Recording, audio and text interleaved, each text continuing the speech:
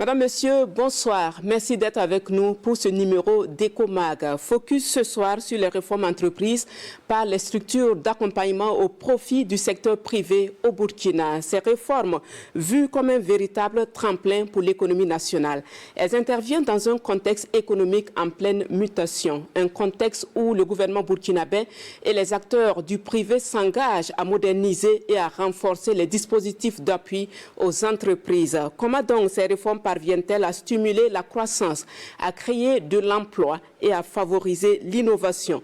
Décryptage tout au long de ce numéro d'Ecomag. Restez donc avec nous, Madame, Monsieur, pour mieux comprendre les opportunités offertes au secteur privé au Burkina.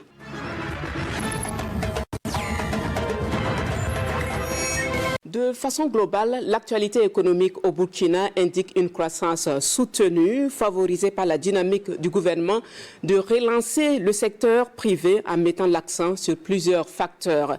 Il convient aussi de prendre en compte la volonté des acteurs eux-mêmes de stimuler la croissance à travers diverses activités. Que retenir donc des faits majeurs qui ont émaillé l'actualité économique ces derniers temps? On note d'emblée qu'il y a une panoplie de rendez-vous importante organisée pour parler de l'essor économique au Burkina Faso. On en parle donc avec Benewende Frédéric Nichem. Entrepreneuriat culturel au Burkina Faso, des réflexions en vue de la professionnalisation des acteurs culturels. C'était en fin juillet dernier à l'occasion de la 9e édition des Journées de promotion des industries culturelles et créatives. Placée sous le thème « Entrepreneuriat culturel au Burkina Faso, quel catalyseur pour impulser un développement véritable ?» Elle ambitionne de renforcer le développement d'industries culturelles compétitives, créatrices d'emplois décents et à forte valeur ajoutée. Selon Fidel Tamini, secrétaire général du ministère en charge de la culture, il s'agit d'une part de faire des JPIC un véritable cadre de réflexion sur les enjeux du secteur et d'autre part de développer des stratégies pour soutenir les porteurs d'initiatives innovantes. Dans la dynamique de booster l'économie, la CCIBF et le patronat en synergie d'action. Au mois d'août, l'actualité sera marquée par la rencontre entre la Chambre de commerce et d'industrie du Burkina Faso et les organisations professionnelles d'entreprise. Le 11 août dernier, le président de la délégation spéciale consulaire, Achille Roland-Sow, accompagné de ses vice-présidents, a été reçu par le président du Conseil national du patronat burkinabé, Idrissa Nassa. Une rencontre qui a permis de présenter la nouvelle équipe dirigeante de la CCIBF, de partager sa feuille de route et de solliciter l'accompagnement du patronat. Les deux parties ont affiché leur volonté commune de travailler ensemble pour dynamiser l'économie nationale, défendre les intérêts des entreprises et créer un environnement favorable aux affaires.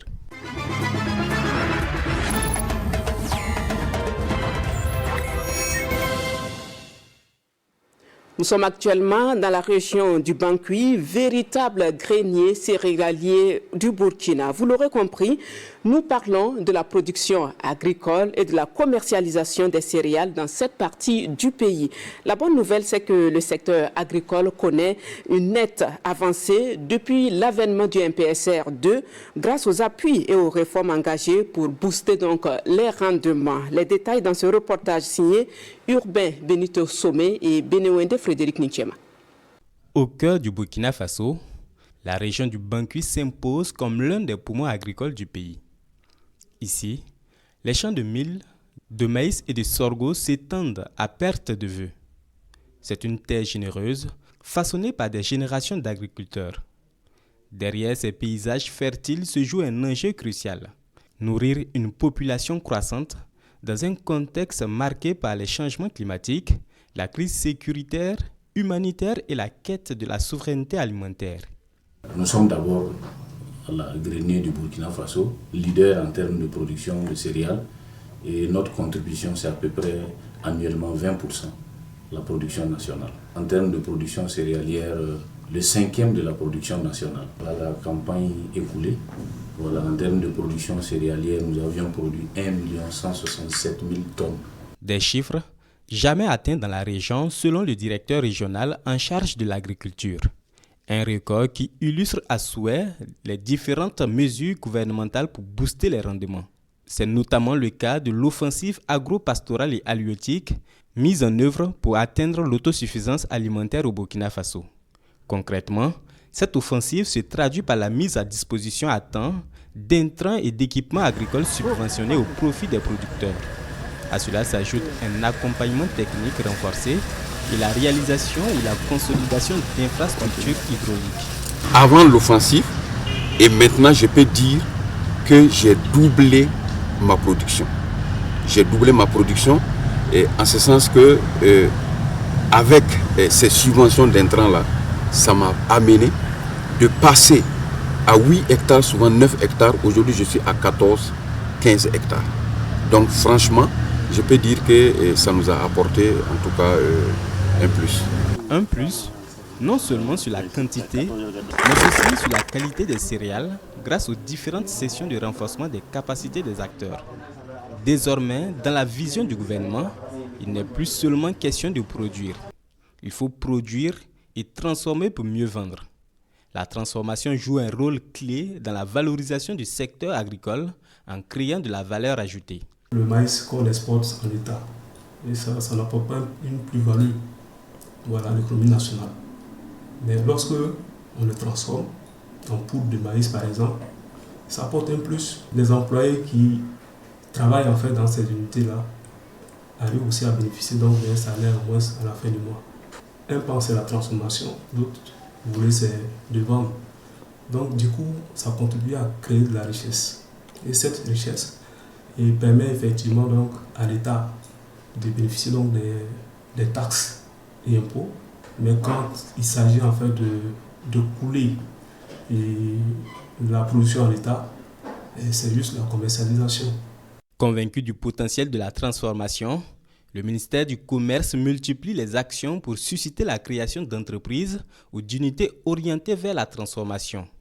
Dans cette dynamique, le Code des investissements révisé offre plusieurs facilités aux entrepreneurs. Sur ce site de près de 1,5 hectare, une unité moderne dédiée exclusivement à la transformation des céréales locaux se dessine avec assurance.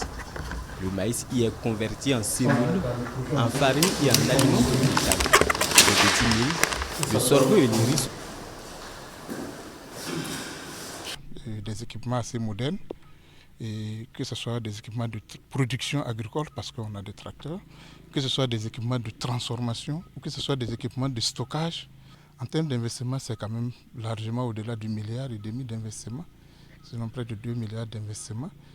Et on a bénéficié aussi du soutien de l'État à travers le Code des investissements, le régime C, donc qui nous a facilité les investissements situés au niveau douanier. Donc on a eu un taux de douane assez réduit. Et donc, ces avantages liés à ce cours des investissements-là a vraiment facilité la mise en œuvre de l'investissement. N'eût été peut-être ces appuis, ça allait être compliqué. Les petites et micro-entreprises évoluant dans la transformation artisanale et industrielle ne sont pas oubliées. Des formules sont élaborées et mises en œuvre par le département de Serge Poda pour accompagner les acteurs. C'est le cas du projet PATI, projet d'appui à la transformation industrielle qui aide les entrepreneurs dans la tenue de leur comptabilité, la gestion saine de leur entreprise et le coaching bancaire. C'est également un projet qui offre une visibilité aux entreprises à travers leur participation aux foires et salons, tant au plan national qu'international. On a été bénéficié au projet PATI. Ça a été un plus pour nous puisqu'on a gagné des équipements. Voilà, des équipements adaptables. Voilà, parce qu'on a eu une machine à conditionner automatique, voilà, électrique. Voilà. On a eu aussi des balances, on a eu aussi une machine pour grumeaux de bouillie.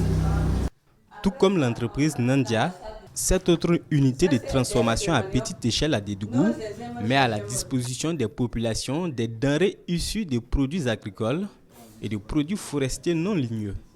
Ces denrées alimentaires bénéficient de l'accompagnement du département de l'industrie et du commerce pour leur certification. L'unité est également bénéficiaire du projet PATI et accueille aujourd'hui des étudiants stagiaires afin de leur permettre d'acquérir des compétences pratiques et une véritable expérience du terrain. Notre pâte là, ça répare au Mali, au Niger. Le manioc là en fait beaucoup de produits. Il y a les akeke frais, akeke cessé, il y a tapioca, il y a gari. Dans le manioc aussi, et on enlève l'eau là pour faire les vins, les liqueurs, les jus. Le riz là aussi, on fait le riz étuvé, le couscous, riz blanc, le grumeau. Dans le maïs aussi, on fait couscous assaisonné avec viande, assaisonné avec zamené. Riz là aussi, c'est comme ça. En 2023, le chiffre d'affaires est augmenté jusqu'à 30 millions. En 2024, ça est arrivé jusqu'à 60 millions. Donc en 2025, nous on compte dépasser à 100 millions. Les efforts et la développer la chaîne de valeur agricole portent leurs fruits. Les chiffres parlent de l'agriculture agricole aussi. Ça fait le sésame aussi. Les résultats sont déjà parlants, alors même que l'unité est en phase d'achat. Selon le promoteur, les bénéfices annuels avoisinent la centaine de millions.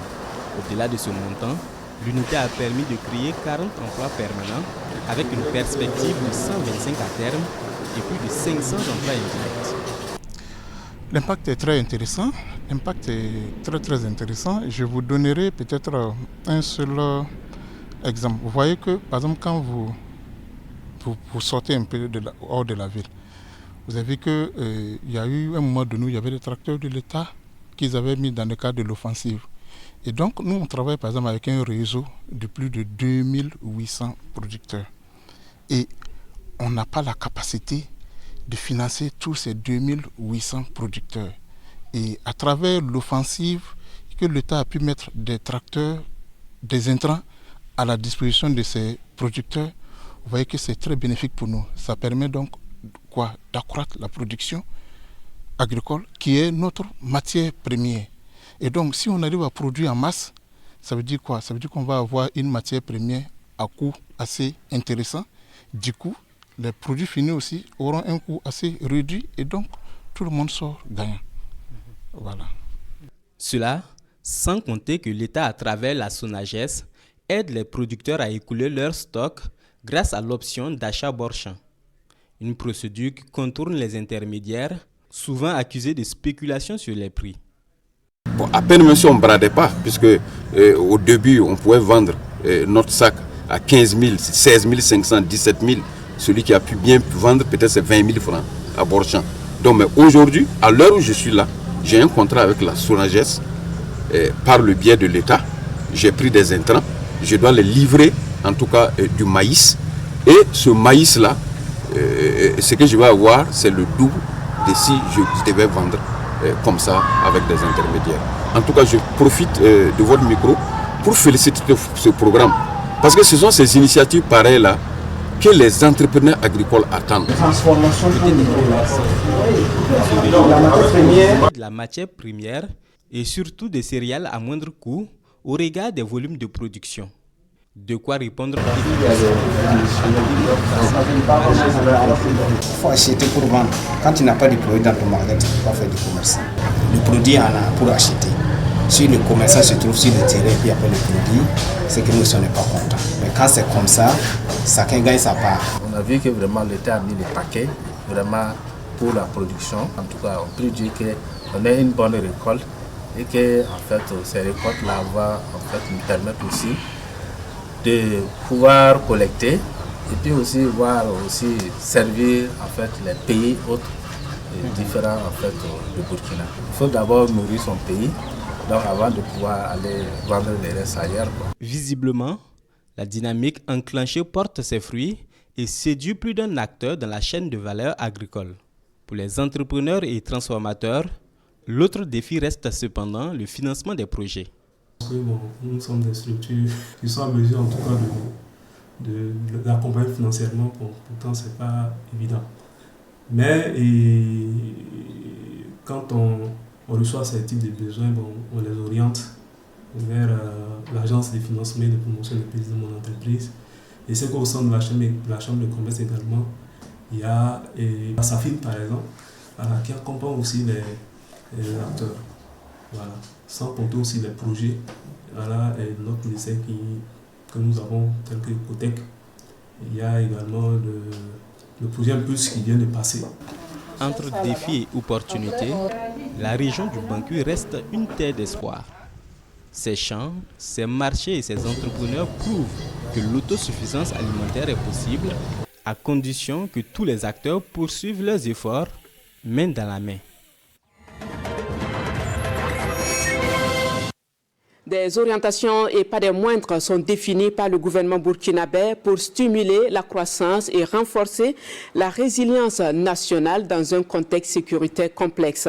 Le secteur privé est donc appelé à jouer un rôle majeur dans cette dynamique. Le reportage que vous allez suivre revient sur l'impact réel de ces réformes sur le milieu des affaires au Burkina.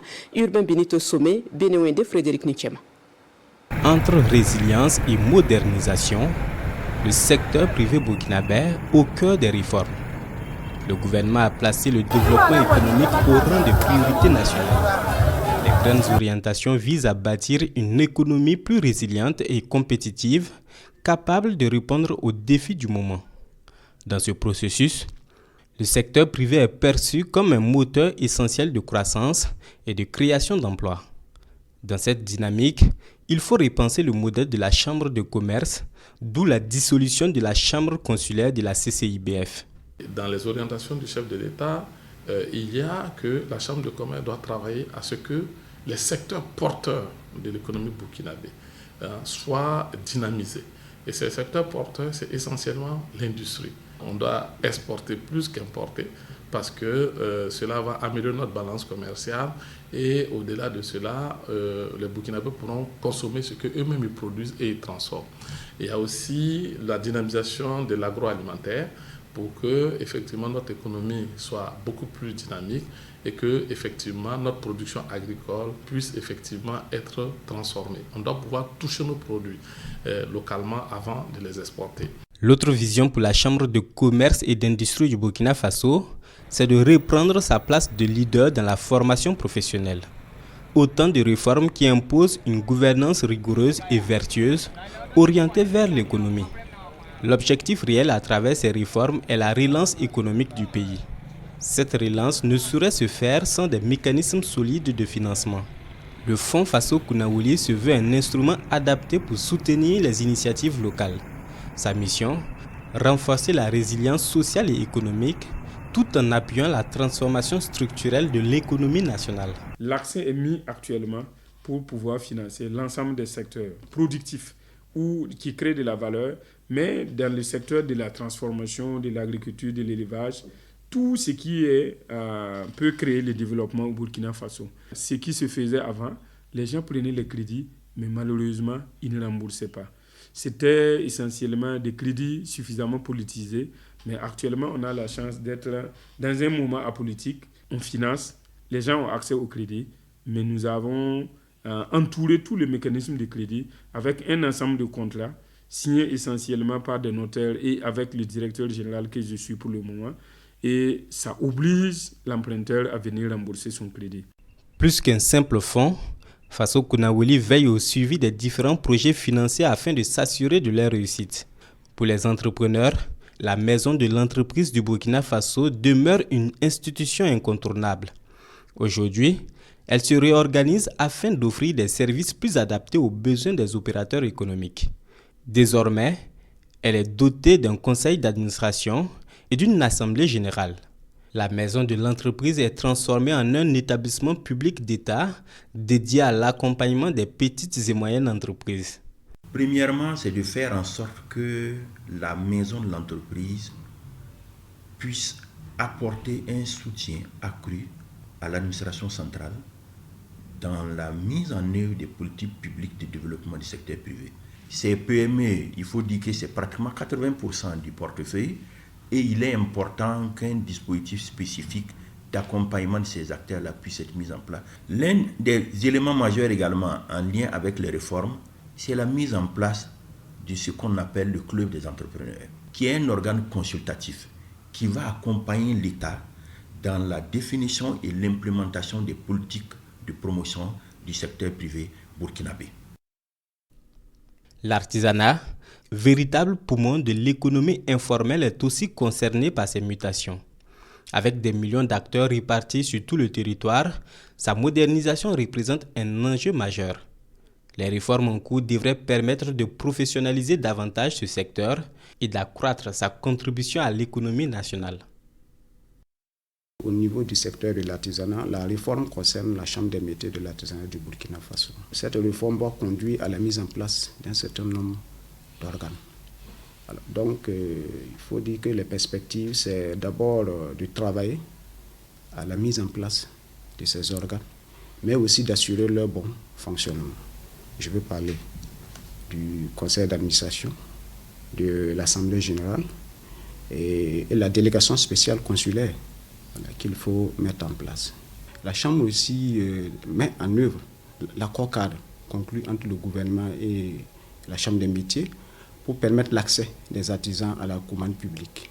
Ce qui a permis à un certain nombre d'artisans, notamment plus de 700 artisans, qui ont participé à la commande publique. Alors, c'est une enveloppe globale de plus de 5 milliards qui a été conclue avec les autorités contractantes et ont permis à un certain nombre d'artisans de produire des biens et des services au profit de l'administration publique.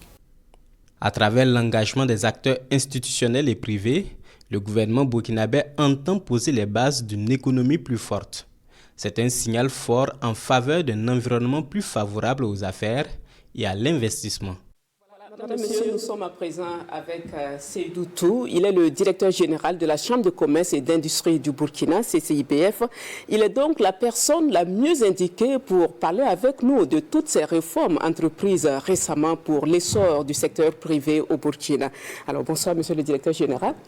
Bonjour, madame. Merci d'avoir répondu à notre invitation. Je vous en prie, c'est avec plaisir. Alors, de nombreuses réformes ont été entreprises par le gouvernement, guidées par la volonté de dynamiser davantage le secteur. Absolument. Comme moteur de croissance économique du Burkina. Quelle est la valeur ajoutée de toutes ces réformes à l'essor du secteur privé dans notre pays?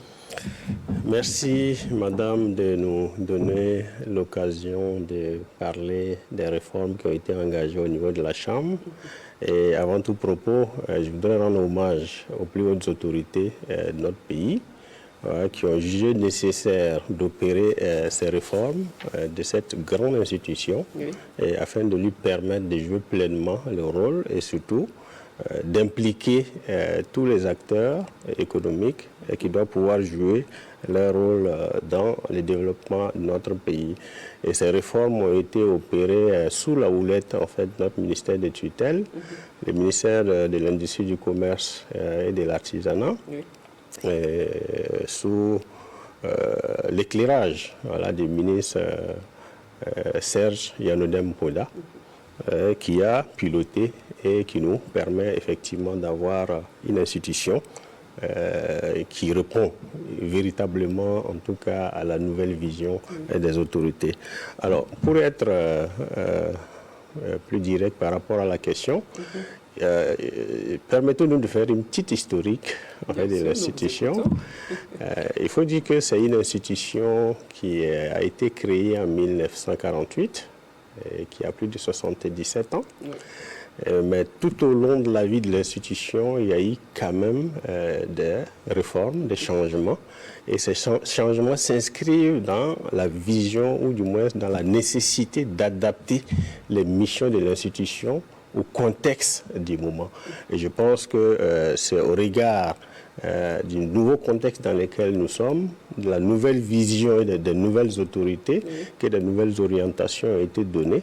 Et c'est ainsi que des changements ont été opérés au niveau de l'institution pour l'amener quand même à jouer pleinement dans cette nouvelle configuration des nouvelles autorités par rapport justement à leurs ambitions de développement. Et quand on sait qu'une chambre de commerce, c'est la maison commune de l'ensemble des acteurs de développement, c'est à elle d'impulser cette nouvelle vision à l'ensemble des acteurs afin de les permettre de participer au développement de notre pays. Alors, quel a été l'impact de ces réformes? Il faut dire que cet impact s'inscrit dans une vision. Et cette vision est partie du fait qu'il y a eu un constat d'un désintérêt, en fait, d'une catégorie d'acteurs socio-économiques de la vie de l'institution. Donc il y en a qui ne se sentaient plus concernés parce qu'ils ont estimé que l'institution était dirigée par une certaine catégorie d'acteurs économiques d'un certain niveau et qu'ils ne trouvaient plus en tout cas leur compte, et pour cela ils se sont désintéressés. Et sans oublier aussi que l'État, en tant qu'institution, en tant que garant de la vie de notre pays, a créé ces institutions et lui a assigné un certain nombre de missions.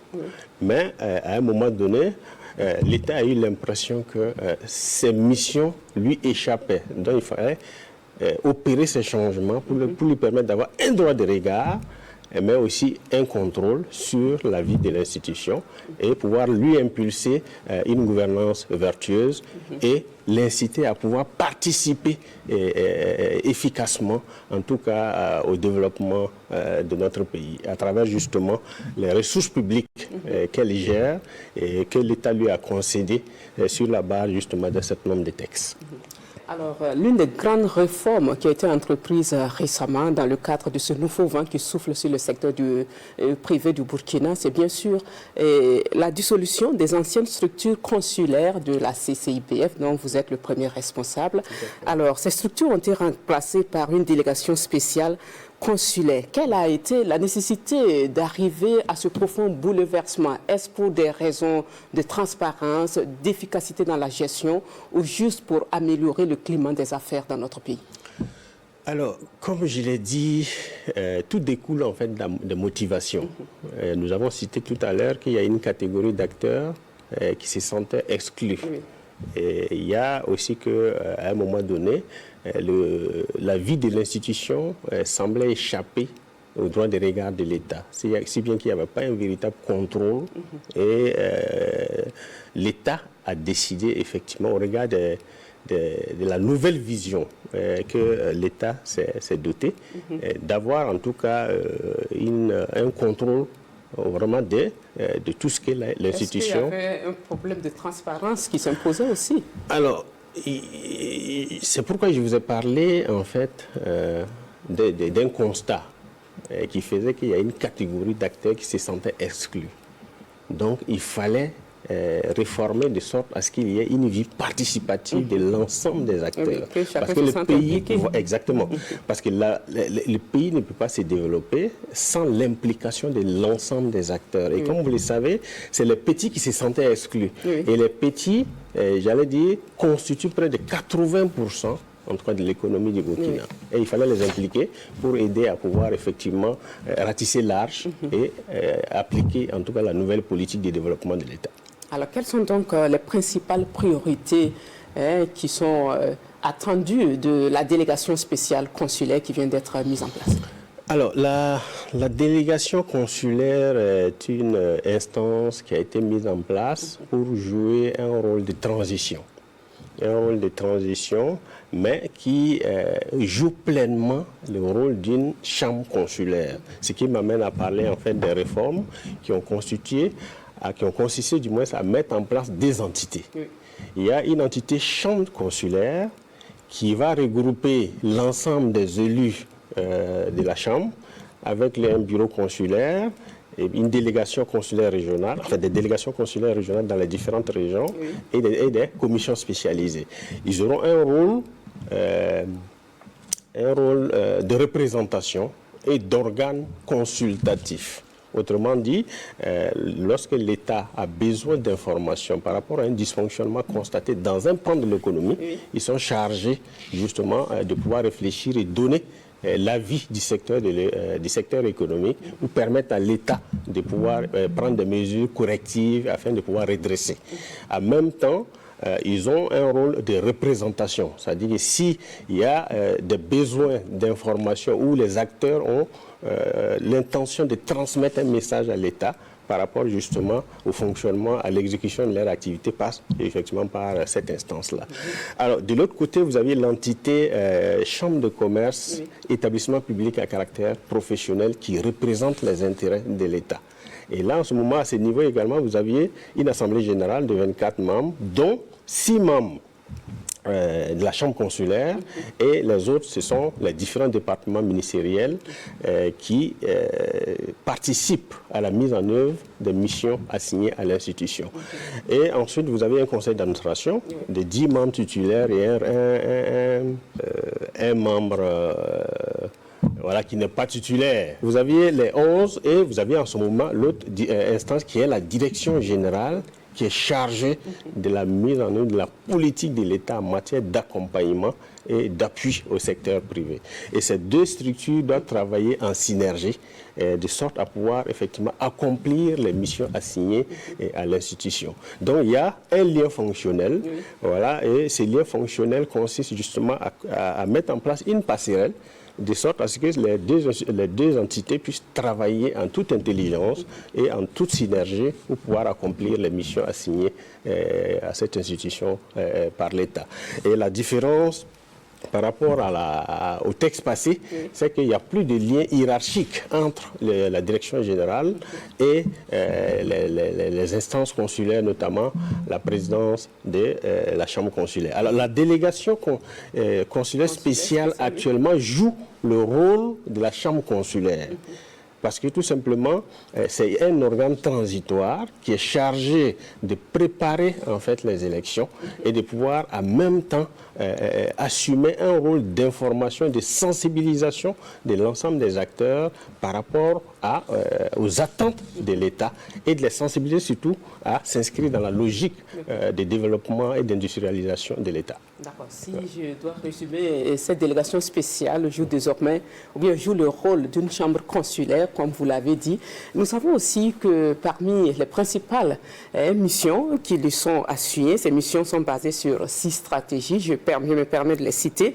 On parle de souveraineté économique, de gouvernance inclusive, de patriotisme économique, de promotion des économies locales, internationalisation, soutien aux PME et secteur informel, c'est ça? Exactement. Alors, quel est votre regard sur la pertinence de ces 6 axes stratégiques? Alors, comme je vous l'ai dit au départ, ces réformes ont été motivées par la nouvelle vision que les nouvelles autorités veulent impulser à chaque catégorie socio-professionnelle de notre pays. Et il faut avoir un fil conducteur. Et ce fil conducteur a été constitué essentiellement par les 6 axes que vous venez de citer. Et la Chambre, en tant qu'institution à qui l'État a assigné justement les 3 grandes missions, à savoir la mission consultative, la mission représentative et la mission administrative, a l'obligation d'accompagner justement à la mise en œuvre de ces 6 axes pour permettre à chaque acteur de s'y trouver son compte, de jouer pleinement sa partition afin qu'on puisse aboutir en fait à des résultats probants, conformément vraiment à cette vision des autorités. Alors la communication joue un rôle central dans la réussite des missions, donc des objectifs. Est-ce que ce volet est suffisamment pris en compte? Communication et écoute des acteurs. L'institution a plus de 77 ans et on s'est rendu compte justement que le volet communication a été très peu pris en compte dans les différentes actions de l'institution. Mais avec les nouvelles réformes, et vu que l'institution s'est rendue compte qu'elle était très peu connue, et que les actions qu'elle mène sur le terrain sont aussi mal connues, elle a décidé de mettre l'accent sur la communication, sur l'ensemble des actions qu'elle mène sur le terrain au bénéfice du monde des affaires. Et pour cela, d'abord, il y a un plan de communication, un plan stratégique de communication en cours d'élaboration, et qui va permettre de cerner l'ensemble des besoins d'information et de communication de l'institution, mais aussi cerner l'ensemble des besoins des acteurs qui sont concernés par la vie de l'institution. Donc pour cela, je dirais que le volet communication désormais fait partie en tout cas des priorités de l'institution et que d'ici quelques mois, on aura un plan stratégique de communication qui va pouvoir cerner et pouvoir effectivement donner satisfaction vraiment en termes de communication sur la vie de l'institution. D'accord. En tant que premier responsable de la Chambre de commerce et d'industrie du Burkina, quelles sont vos suggestions pour l'amélioration, bien sûr, de l'efficacité de la Chambre, de la délégation spéciale consulaire, on va le dire ainsi. Et, si vous voulez, quels sont ces principaux défis à relever dans le futur? Alors, la délégation consulaire spéciale, comme je l'ai dit tantôt, joue pleinement le rôle d'une chambre consulaire. Oui. Et la chambre consulaire sera constituée après les élections. Oui. Mais pour l'instant, la délégation consulaire joue pleinement ce rôle. Alors, cette délégation consulaire est investie de l'ensemble des missions dévolues justement à cet organe qui sera mis en place, à savoir la représentation et la consultation, c'est-à-dire un organe de consultation. Alors, pour que cet organe, la délégation soit suffisamment efficace, il faut qu'elle soit suffisamment accompagnée. Et pour qu'elle soit accompagnée, il faut qu'on puisse tracer véritablement les signaux de son intervention pour lui permettre de baliser le terrain et permettre en fait à l'instance à venir de pouvoir effectivement trouver un terrain suffisamment assaini.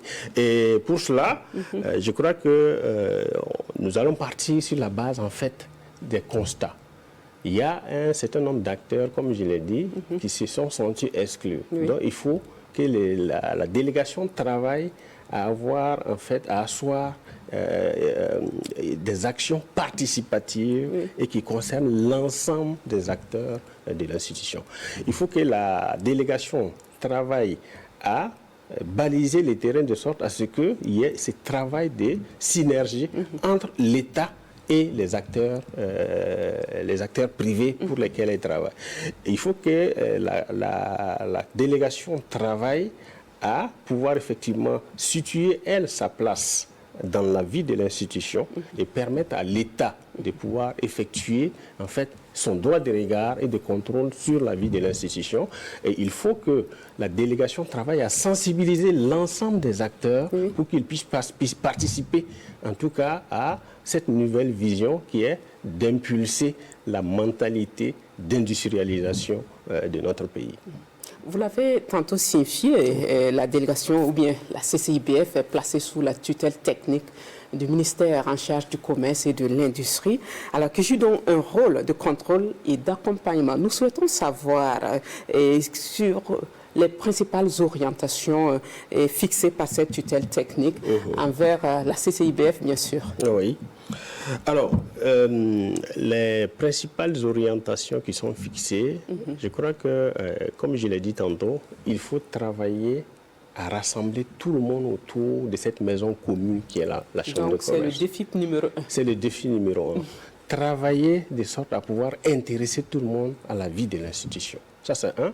De deux, il faut qu'on travaille à sensibiliser en fait tous les acteurs sur leur civisme et la nécessité d'intégrer la volonté de l'État qui est de pencher beaucoup plus leur activité sur l'industrialisation et la transformation en tout cas des matières premières dont regorge le Burkina et mettre l'accent plus sur la production locale à travers des solutions endogènes plutôt que de s'adonner en tout cas à des importations. Et comme on le sait, les importations n'ont jamais développé un pays. Il faut plutôt mettre l'accent sur les secteurs secondaires qui est l'industrialisation. Et je crois que la délégation spéciale travaille vraiment à sensibiliser et à amener tout le monde à s'intéresser justement au secteur secondaire de sorte à ce qu'on puisse opérer une véritable transformation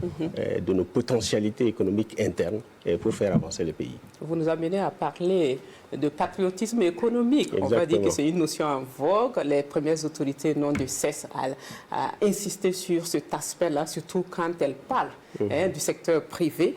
Alors, est-ce que les orientations sont adaptées aux besoins actuels du pays, au regard du contexte, surtout quand on parle de patriotisme économique?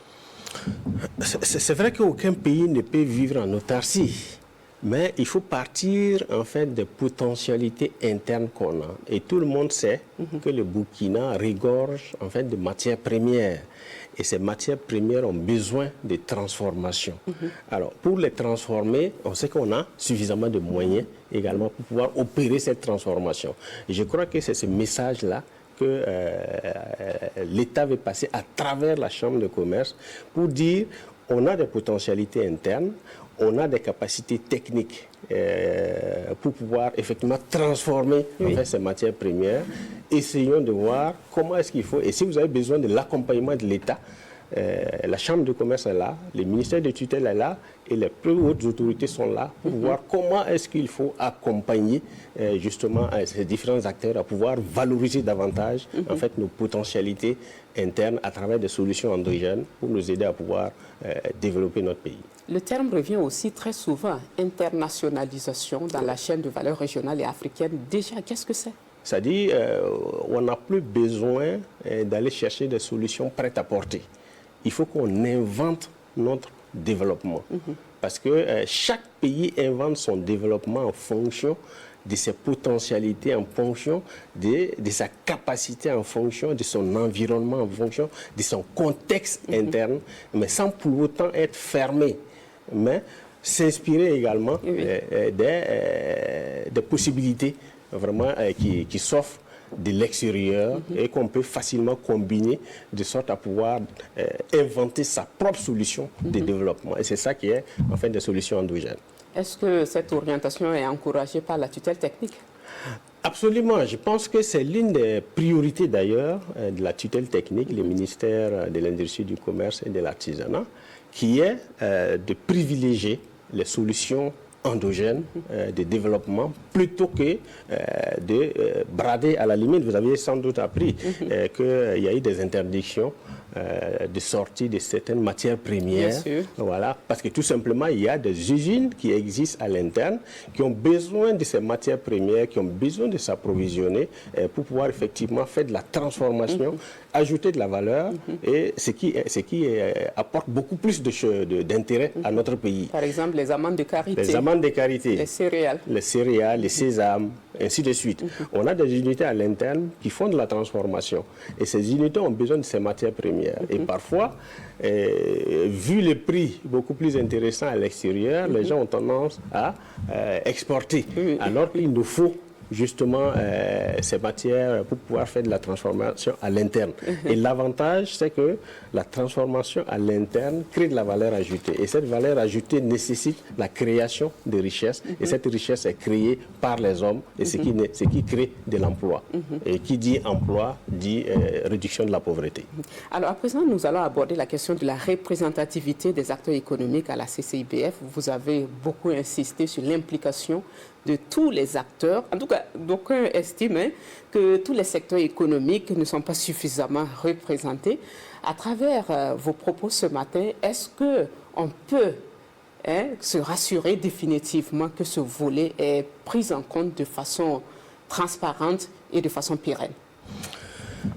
Alors, il faut noter des choses. D'abord, si nous repartons un peu dans l'histoire, la Chambre de commerce, les représentants des différents secteurs étaient désignés par arrêté ministériel. C'est à partir de 2007 qu'il a été décidé d'organiser des élections. Donc auparavant, ce qui se faisait, chaque association, chaque fêtière désignait en fait un nombre de personnes sur la base d'un quota fixé par l'État. Et chaque acteur, chaque association désignait en fait un nombre de personnes et l'État prenait un arrêté pour désigner l'ensemble des acteurs de l'Assemblée consulaire. Mais à partir de 2007, il a été décidé de passer par en fait des élections. C'était une révolution notable. C'était une révolution notable. Alors justement, cette élection s'est faite sur la base en fait d'une pesée économique. La pesée économique consiste à dire on a 170 élus qui sont prévus. On a trois catégories professionnelles qui sont couvertes par la Chambre, à savoir l'industrie, le commerce et les services. On regarde le poids de chaque catégorie. Et dans chaque catégorie, il y a des sous-catégories. Et donc, en fonction du poids, on affecte en fait les quotas. Et à l'intérieur de chaque catégorie, il y a une redistribution pour permettre de pouvoir effectivement doter en fonction du poids de chaque catégorie. Et c'est l'ensemble de ces acteurs-là qui sont élus par leurs pairs qui constituent en fait l'Assemblée. Maintenant, le vrai problème, c'est que comme c'est des élections, et parfois on sait comment les élections, ça se passe.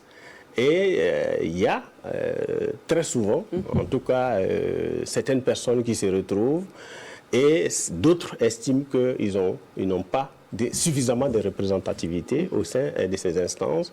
Par conséquent, ils estiment qu'ils sont exclus.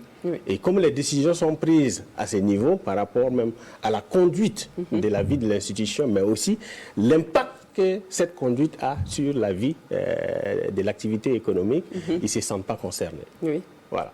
Parce qu'ils estiment qu'ils ne sont pas représentés. Et ceux qui prennent ces décisions les prennent en fonction de eux, leurs intérêts. Et l'État a décidé d'en finir avec ça. Et désormais, tout le monde sera écouté. La porte de l'institution est ouverte, la porte du ministère est ouverte et la chambre consulaire servira de passerelle pour pouvoir transmettre l'information acquis des droits. Et même l'entité chambre de commerce est également disponible pour écouter tout le monde, de sorte à pouvoir effectivement transmettre l'information acquis des droits. Et c'est pourquoi on estime qu'avec ces nouvelles réformes, tout le monde sera écouté, tout le monde sera mis sur un pied d'égalité et la vie de l'institution va intéresser tout le monde. Des inquiétudes subsistent quand même quand on parle d'inclusion des acteurs économiques, surtout en milieu rural. Est-ce que c'est un aspect qui sera suffisamment examiné ou si c'est le cas, est-ce que ceux qui sont en milieu rural peuvent se rassurer qu'ils sont suffisamment impliqués, qu'ils sont suffisamment pris en compte? Alors, pour ce qui concerne le milieu rural, vous savez, la Chambre est organisée de sorte à ce qu'il y ait des délégations consulaires régionales.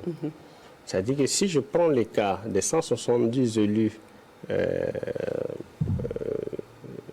avec les temps, alors on aura l'Assemblée consulaire nationale qui regroupe les 170. Mais chaque région aura son assemblée consulaire régionale. Et c'est cette instance qui sera chargée de collecter toutes les informations, les préoccupations exprimées par les acteurs de la région et qui les remontent au niveau national pour que ces préoccupations soient traduites en langage permettant à l'État de bien assimiler et voir quelles sont les mesures correctives à prendre par rapport justement aux préoccupations exprimées. Ces préoccupations peuvent concerner rien que la région, comme elles peuvent être transversales.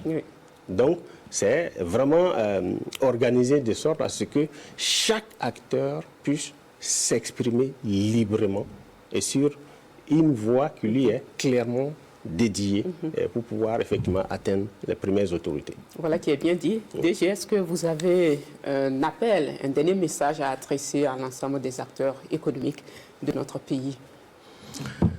Merci, madame. J'allais dire un grand merci aussi à la RTB pour cette occasion qui nous est donnée de parler des réformes. Et une fois de plus, mes remerciements aux plus hautes autorités, mais aussi à la tutelle qui a conduit ces réformes avec dextérité et qui ont permis d'aboutir vraiment à des textes vraiment qui prennent en compte l'ensemble des préoccupations des acteurs de développement de notre pays.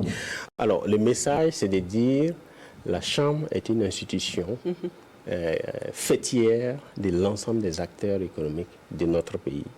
Et c'est une institution qui a un rôle d'appui conseil, qui a un rôle d'accompagnement, qui est la porte d'entrée aussi bien pour les étrangers, mais aussi que pour les nouveaux acteurs économiques qui veulent s'intéresser à un domaine d'activité bien précis. Et elle est disposée à jouer pleinement son rôle pour permettre à chaque acteur de trouver sa place, d'avoir l'accompagnement nécessaire pour pouvoir développer son idée et permettre à notre pays de pouvoir se développer conformément à la nouvelle vision des plus hautes autorités. Nous vous disons donc merci. Seydou Tou, vous êtes le directeur général de la Chambre de commerce et d'industrie du Burkina. Merci d'avoir trouvé un peu de temps dans votre emploi du temps très chargé pour vous entretenir avec nous.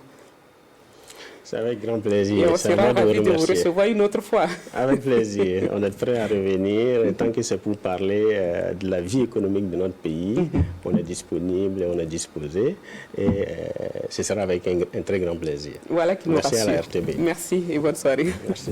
Voilà qui conclut ce numéro d'Ecomag consacré aux réformes pour un secteur public plus fort, plus dynamique, plus compétitif au Burkina. Ces changements sont une véritable opportunité pour l'économie nationale. Restez donc mobilisés car l'avenir se construit aujourd'hui, dit-on.